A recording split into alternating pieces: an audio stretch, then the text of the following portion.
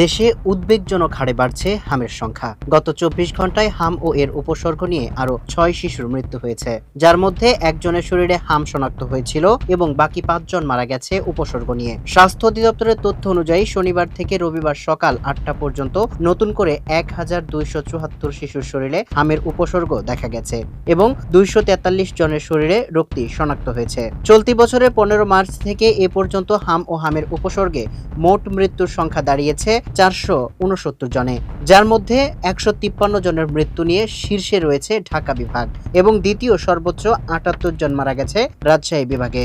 এ পর্যন্ত মোট ৫৭,৮৪৬ শিশু উপসর্গ নিয়ে আক্রান্ত হয়েছে, যার মধ্যে হাসপাতালে ভর্তি হয়েছে ৪২,০৯২ জন। বর্তমান পরিস্থিতি কিছুটা স্থিতিশীল হলেও হাসপাতালগুলোতে রোগী ভর্তির চাপ অব্যাহত রয়েছে। সামিউল ইসলাম, মানবকণ্ঠ।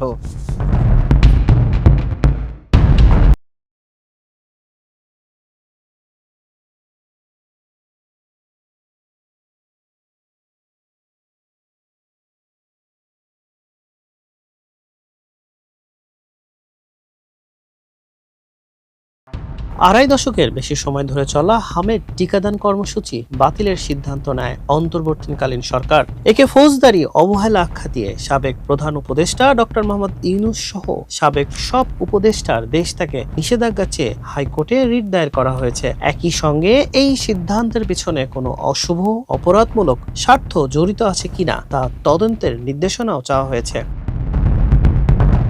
রোববার হামের টিকাকে রাষ্ট্রীয় ব্যবস্থা থেকে বেসরকারি খাতে দেওয়ার সঙ্গে জড়িত থাকার অভিযোগ তুলে হাইকোর্টের সংশ্লিষ্ট শাখায় রিটটি দায়ের করেন সুপ্রিম কোর্টের আইনজীবী barrister M Ashraful Islam. Writ আবেদনে সাবেক প্রধান উপদেষ্টা ডক্টর মোহাম্মদ ইউনূস সহ মোট ২৪ জনের বিরুদ্ধে তদন্ত শেষ না হওয়া পর্যন্ত দেশ ত্যাগে নিষেধাজ্ঞার নির্দেশনার প্রার্থনা করা হয়েছে। রিটকারী আইনজীবী ব্যারিস্টার আশরাফুল ইসলাম জানান, আড়াই দশকের বেশি সময় ধরে দেশে সফলভাবে চলমান রাষ্ট্রীয় হামের টিকাদান কর্মসূচি বাতিল করে তা বেসরকারি খাতে ছেড়ে দেওয়া হয়েছে। এর ফলে সারা দেশে আকস্মিক বিলুপ্ত রোগ হামের মারাত্মক প্রাদুর্ভাব দেখা দিয়েছে। শতাধিক শিশুর মৃত্যু হয়েছে এবং অগণিত শিশু ও সাধারণ নাগরিক আক্রান্ত হয়ে হাসপাতালে চিকিৎসাধীন রয়েছেন। এমন জনস্বাস্থ্য সংকটের মুখে রাষ্ট্রীয় টিকাদান কর্মসূচি বাতিলের সিদ্ধান্তকে তিনি বড় ধরনের অবহেলা হিসেবে উল্লেখ করেন।